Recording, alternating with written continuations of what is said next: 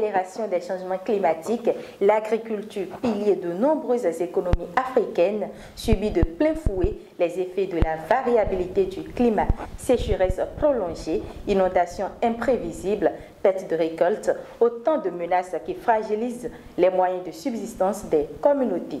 Pour sortir de cette vulnérabilité, diversifier les sources de revenus devient un levier stratégique capable à la fois de renforcer la résilience et de préserver les écosystèmes.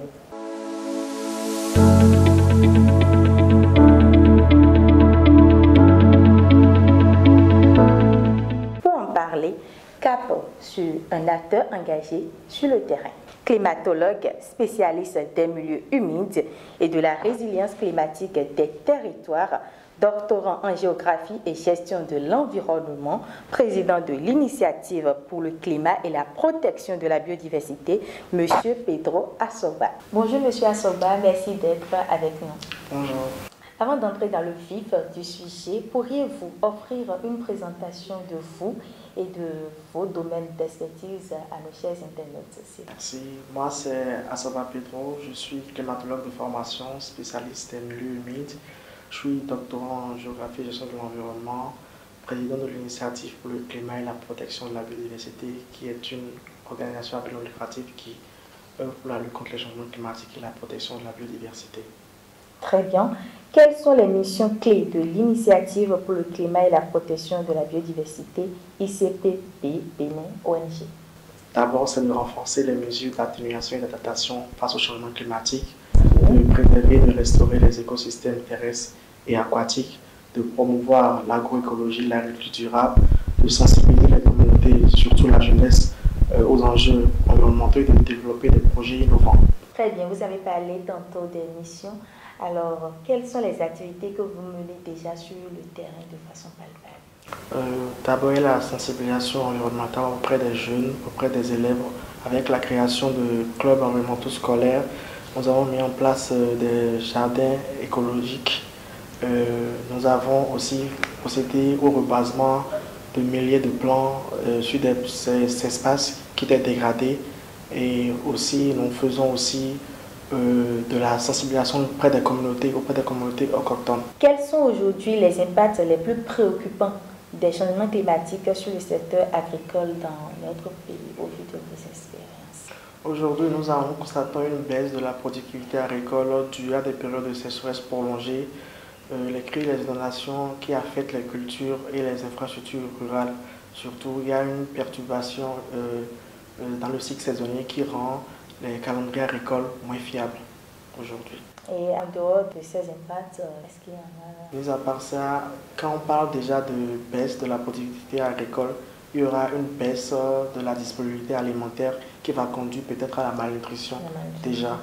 Et il y aura une perte de revenus des agriculteurs parce qu'ils ne produisent plus beaucoup, donc ils auront moins de revenus aujourd'hui. Comment ces perturbations influencent-elles la sécurité alimentaire et la stabilité économique des communautés rurales? Comme je le disais tout à l'heure, il y aura une faible disponibilité alimentaire, il y aura moins de revenus pour les producteurs. Il y aura une migration rurale vers les villes, ce qui va causer un déséquilibre socio-économique déjà, une perte de revenus pour les agriculteurs aussi en général. Monsieur Assoba, que recouvre concrètement la notion de revenus verts?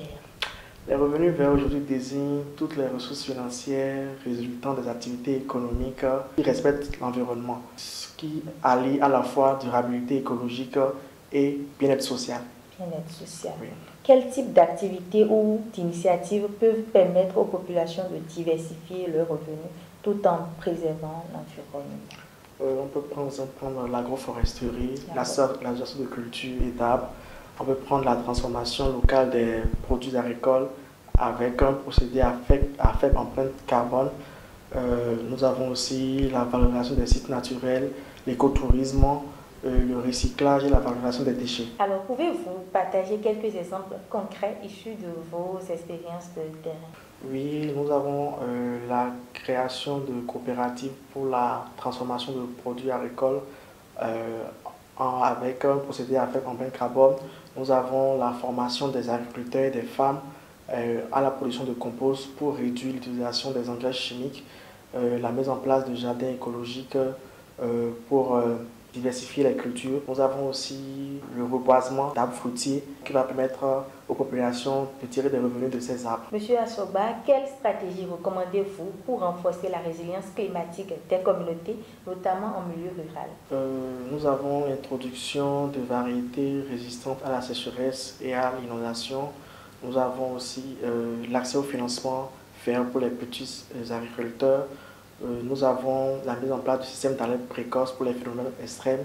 Nous avons le renforcement des capacités locales en gestion de crise climatique. Selon vous, à quoi pourrait ressembler une communauté rurale béninoise résiliente et prospère dans 10 ans si les politiques publiques que vous proposez sont véritablement mises en œuvre? Oui, nous aurons une agriculture durable et rentable, une biodiversité restaurée, une jeunesse engagée et formée aux enjeux climatiques et une diversification des ressources au niveau des ménages agricoles. Pour finir, quel message souhaitez-vous adresser aux jeunes, aux agriculteurs et aux décideurs? L'avenir de notre pays dépend de la capacité à préserver notre environnement aujourd'hui.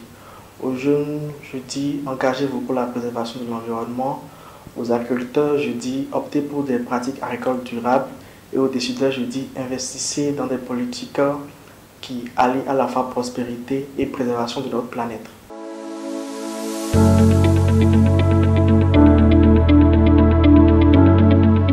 Diversifier les sources de revenus à travers des initiatives respectueuses de l'environnement n'est pas seulement une réponse aux crises climatiques, c'est aussi une voie durable vers l'autonomie et la sécurité des communautés. Merci M. Pedro Assoba pour cet éclairage précieux. Merci également à vous, chers internautes, pour votre engagement en faveur de la transition écologique avec Éco-Énergie Renouvelable. Restons ensemble la vitrine des solutions durables.